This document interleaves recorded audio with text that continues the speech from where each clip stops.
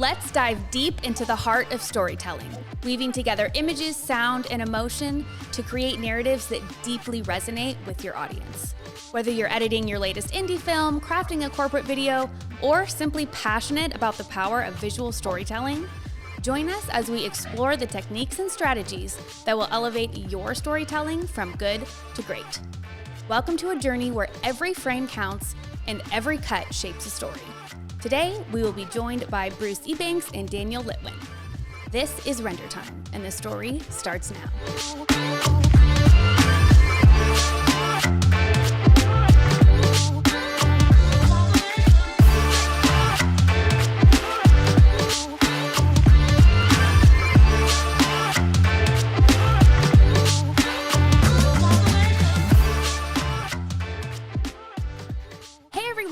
Welcome to Render Time, a podcast where we dive deep into all things video.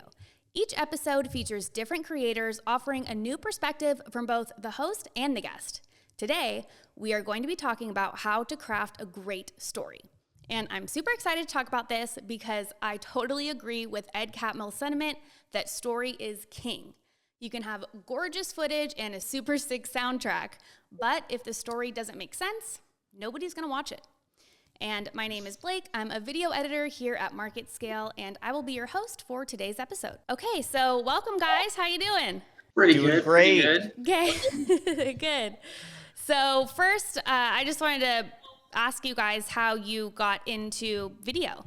It was way back when I was in high school and was signing up for classes and what have you, and I saw something, one of the classes called 3D, and I was very interested in this one. I had never heard of 3D ever before this, and I took the class, and they were using the program 3ds Max. I don't know if pretty sure a lot of you have heard of this one before, but I started my journey in 3D, but then it led into video editing and motion graphics. Yeah, that's really cool. How about you, Daniel? Yeah, so on my end, I'm not really a professional video editor per se, but I have done a lot of video editing over my years. I'm more on the editorial journalism side of content and storytelling. But growing up, video editing was actually one of my main vehicles for telling stories. So I was a big, YouTube home video maker. So even though it didn't become my professional track, I've been in the weeds of video editing for a long time, and definitely know the power that a good edit, contributes to an overall story. So as far as stories go, like what are some of your favorite stories to craft, to be a part of, to either conceptualize or to edit? I like the more tear-jerking ones. I like the ones that are more emotionally involved, where you captivate the audience in such a specific way that they either cry or they either laugh.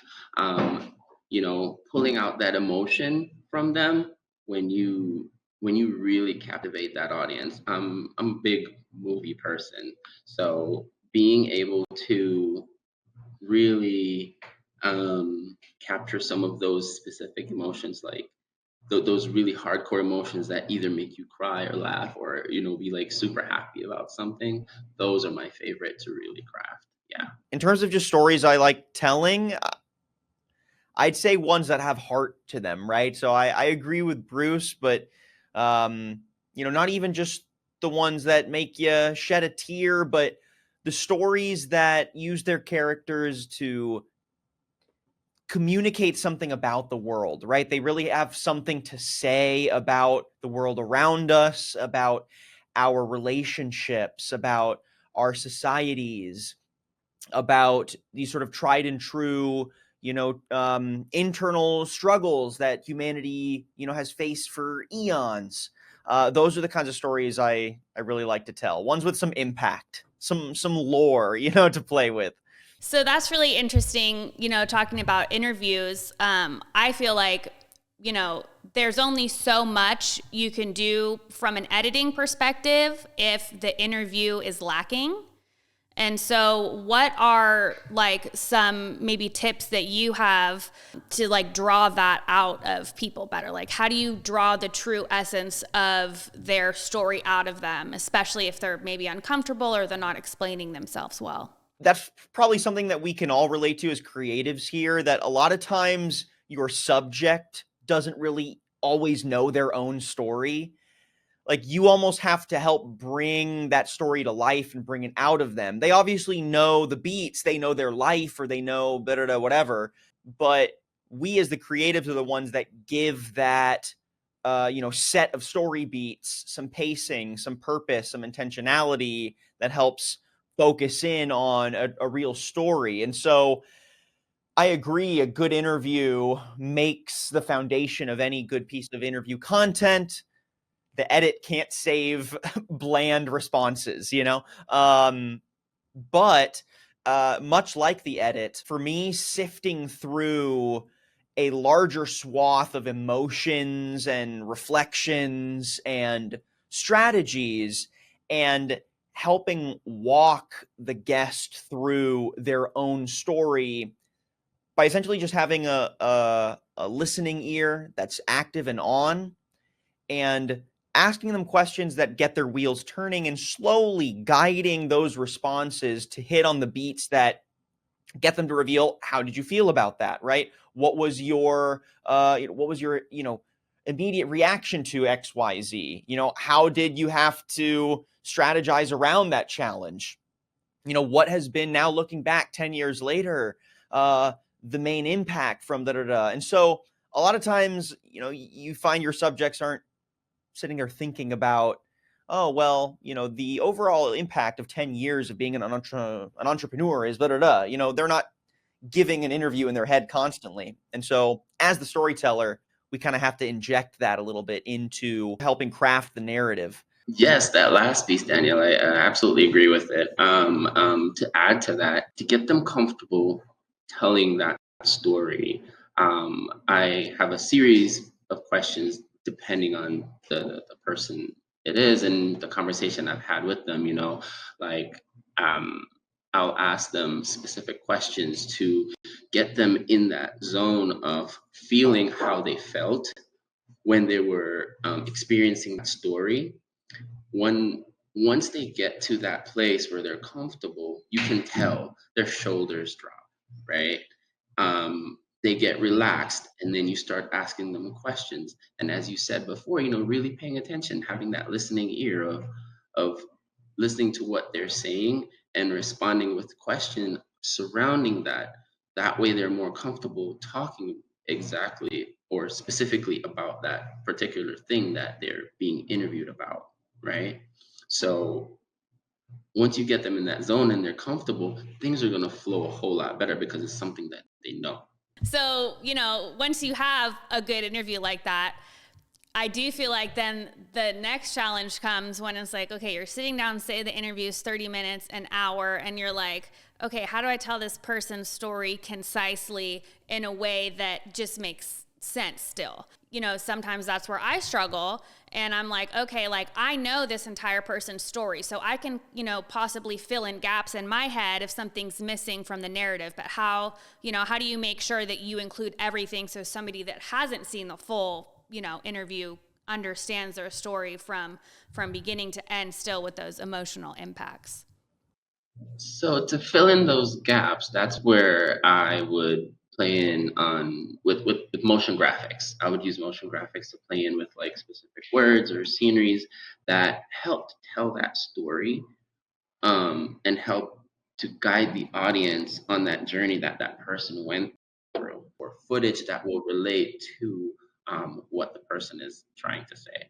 Yeah, and I found too that sometimes like obviously you need a good, let's stick with interview content, right? You need a good foundational interview.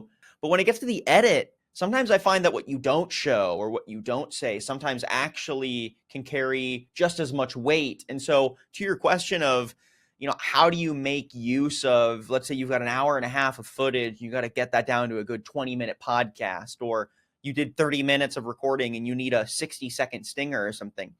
A lot of times the weight of the story itself can actually be communicated better with a little restraint. And by honing in on just a few areas that really hit home and reflect the heart of the story, and not relying so much on having them recount and tell every single detail, but letting the audience sit with a little bit less, but that less carries more heart, right? It carries more of the core tenet of whatever the point of the story is, a point of failure, a point of success, a point of mentorship or reflection, whatever the point of the story is.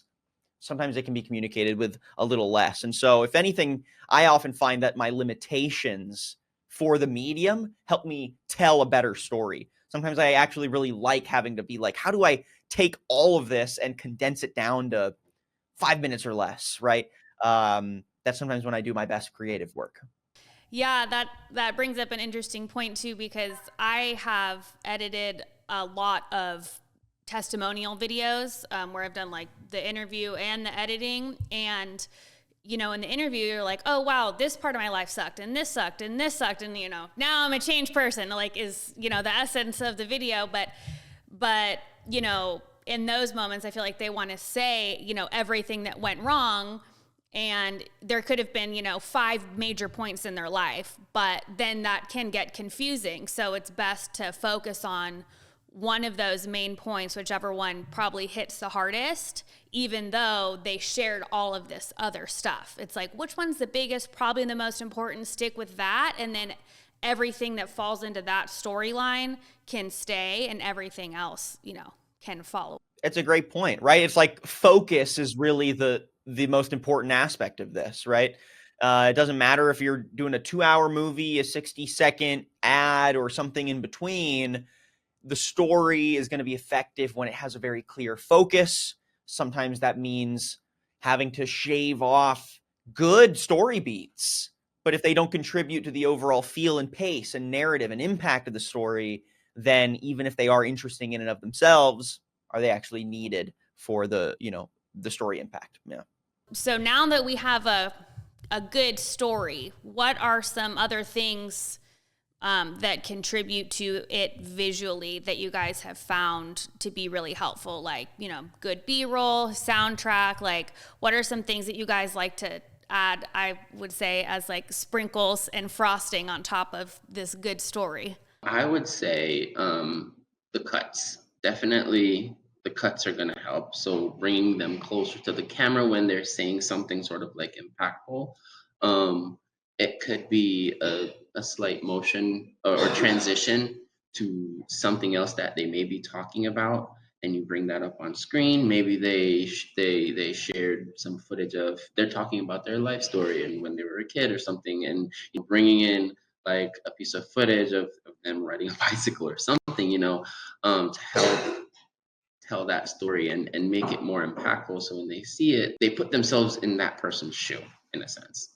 Absolutely. The type of music that you sort of use to set the tone of it and what have you. So, and even color grading it a certain way can help set that tone for the audience. Yeah, I am definitely going to be the secondary voice here when it comes to specific editing techniques. But, I've worked on a lot of video projects where I do at least some of the creative direction or even some of the pre-editing before it gets into the hands of a professional who handles a lot of the post-production. What I have enjoyed seeing in the projects I've worked on is a real attention to almost the texture of how the video presents itself. So I'm a big fan of using different video recording mediums to capture my footage in the first place. So when I'm working on music video stuff, sometimes I'll use like an old Sony Cybershot to film something, right? That's going to be garbage footage, but that's kind of the point. Or an old like mini DVD handy cam. Love filming on those with the fast punch zoom and the really sort of earthy, homegrown home video style footage. A lot of that can be added in post production. So it doesn't have to be captured at the source, but I just find that the video content I enjoy working on and being a part of and watching has a real attention to detail to how it leverages the medium it was captured on, the quality of video, and then how it presents itself, right? The difference between a 16:9 versus a 4:3 presentation goes a long way to telling a story and how it makes the audience feel. It carries a different tone if it's a little more boxed in, a little more constrained, the way that hones in and focuses in on the characters, frames the shots themselves. Um, it's impactful. So that's something that I always try to make sure that I'm approaching intentionally when I'm working on a video project. Yeah, it is interesting though, because so many people just film stuff on their cell phones now. And, you know, a lot of people view that as being more authentic than sitting in front of a video camera with a professional mic and all of that. So that is really interesting to think about, like, what the end goal of that specific project is, and coming at that from a filming perspective with the right equipment from the beginning. As far as some techniques, so Bruce, probably more you for this. What are some effective ways that you've seen to create tension in an edit as you're editing?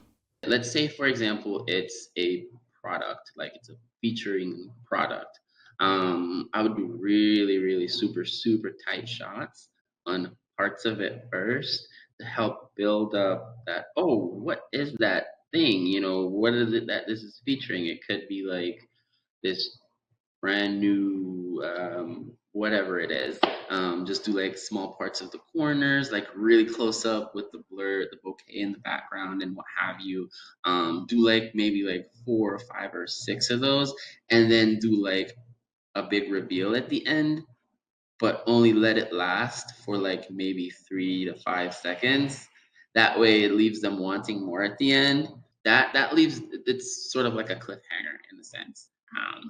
Leave them, you know, wanting more, so that when the next video drops, it's more so like you have a couple pieces more of, like, you know, very close up, and then maybe some words on screen, you know, enticing, and have it just on like a black background, you know, and then flash in like a few pieces of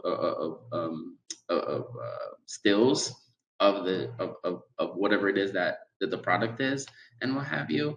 And then doing the reveal at the end for the second video. So it could be, there are different ways to sort of like execute something like that. Well, that sounds like a really sick product demo to me. Where do you guys look to for inspiration for stories? A lot of it will come from YouTube. There's a few people that I follow there, and they'll do like very short, like cinematics or very short stories on their YouTube channel, where they will try to re-record a specific scene and do all of the graphics and stuff on screen.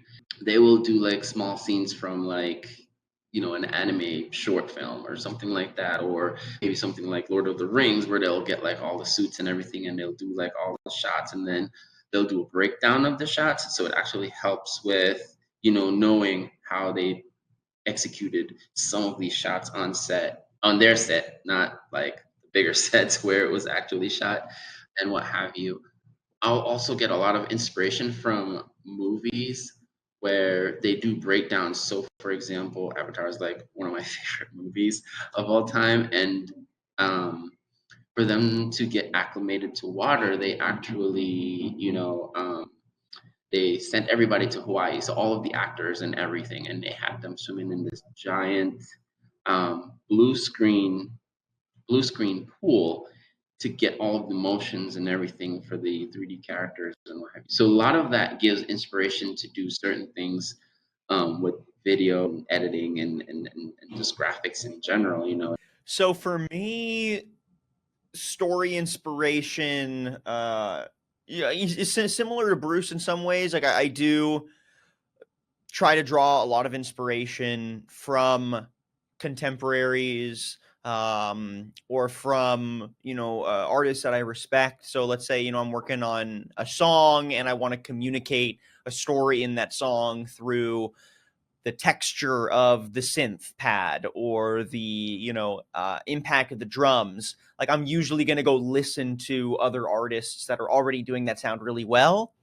And to some degree, try to imitate it a little bit, because in that process of imitation, I allow myself to try to put my own spin on things. And then it eventually, you amalgamate your inspiration into something that is yours. It's not just copying, it's like resynthesizing all the inspiration. But I also really like taking inspiration from tried and true stories that, resonate generation after generation.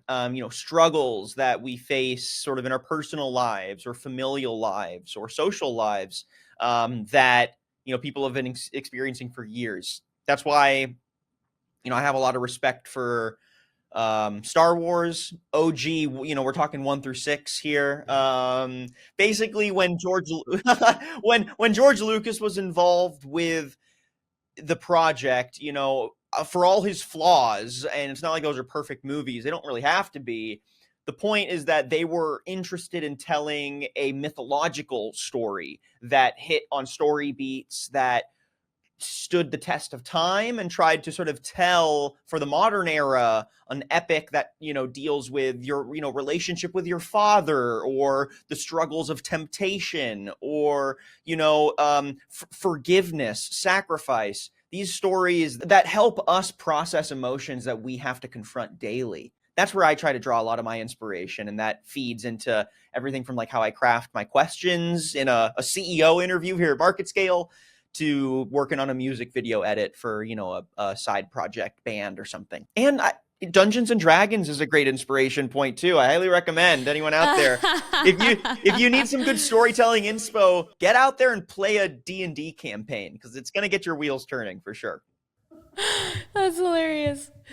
So I feel like I get a lot of my inspiration from Pixar, and I don't think there's been a single Pixar movie that hasn't made me cry. And I'm not a crier, so like I don't like that. But I'm like, oh my gosh, like this story, like Up. In the first like 10 minutes, it's like, gosh, so sad.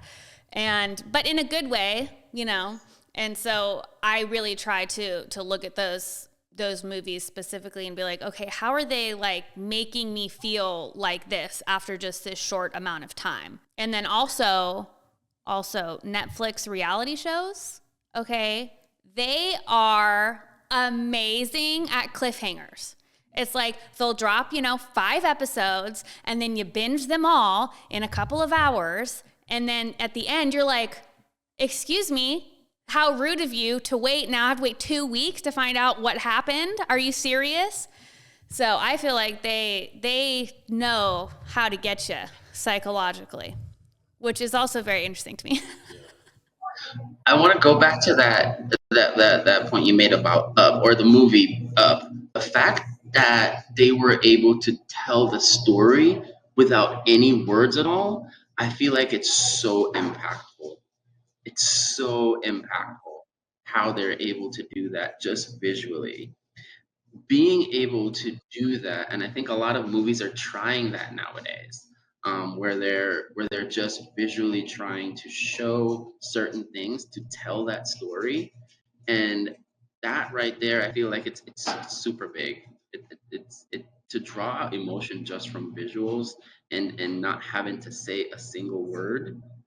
That is just, it blows my mind like every single time I see it. And that kind of goes back to what we were saying earlier too, right? Of like, sometimes the best stories are told with what you don't say, the restraint you show in the storytelling, because it acknowledges that good storytelling is social, and that you are drawing an audience in, and the amount that they invest in having to sort of piece through the impact, the weight of the points you're making with your story is a critical part of the storytelling. If there was a narration going over that entire intro scene where, it's like, I loved my wife, then she got sick, and then she died. It broke my heart. Like that would actually totally cheapen the entire intro. It would suck. It would feel tacky, and those emotions, even if they're exactly the same, wouldn't be felt by the audience. So, it's not just to tell a good story, but it's almost like fundamental to find those ways that you can involve the audience in your storytelling. When you're able to tell a story and it goes very closely or very similar to an experience that they've had, it's going to resonate with them more. It's going to resonate with them more, and it's going to have them thinking back and forth, like, about that moment that they had and they experienced in that time. So they're going to feel all of those emotions. And that right there is like these needs. I didn't know what else to say. The chef's These kiss. needs. Like, yes, just to really captivate the audience. Okay, well, is there anything else that you guys are just like dying to say? Yeah, I mean, I guess the last thing I'd say is, storytelling in any creative medium takes, first and foremost, really understanding the audience you're speaking to, and trying to craft a narrative that has impact for that audience. Knowing that heart, that sort of beating pulse of what your story is really trying to say, it can only be defined by understanding who's going to receive it. So understanding that audience first and foremost, I think, is a great way to help whatever story you're telling land with more impact and have more focus, because you know who's receiving it and why they need to hear it. Agreed. Okay, well, thank you guys so much. I had an awesome conversation, and thank you everybody for tuning in to episode 3 of Render Time presented by Market Scale.